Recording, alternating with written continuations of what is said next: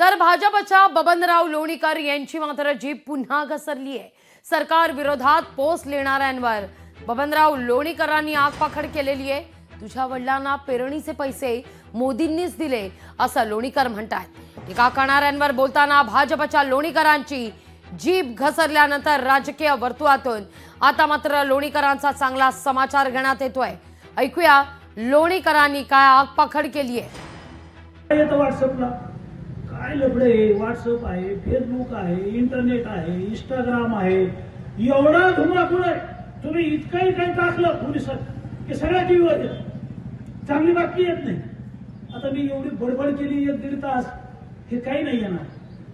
मग कुठच्या वाट्यावरच्या माणसानं जर काही टाकलं आणि थोडं वाकडं तिकडे टाकलं नागमोडी की लगेच पेपरला येतं, लगेच टीव्हीला येतं। मी सांगितलं की कुत्रा माणसाला चावलं त्याची बातमी होत नाही, पण ज्याने व्हिडिओ पाठवला त्याचं नाव माहित नाही, ती बातमी खरी आहे का खोटी आहे कोणी तपासत।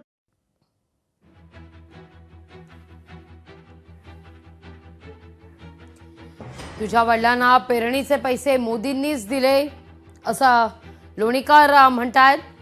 सरकार विरोधात पोस्ट टाकणाऱ्यांविरोधात भाष्य करत असताना लोणीकरांची मात्र जीभ घसरलेली आहे।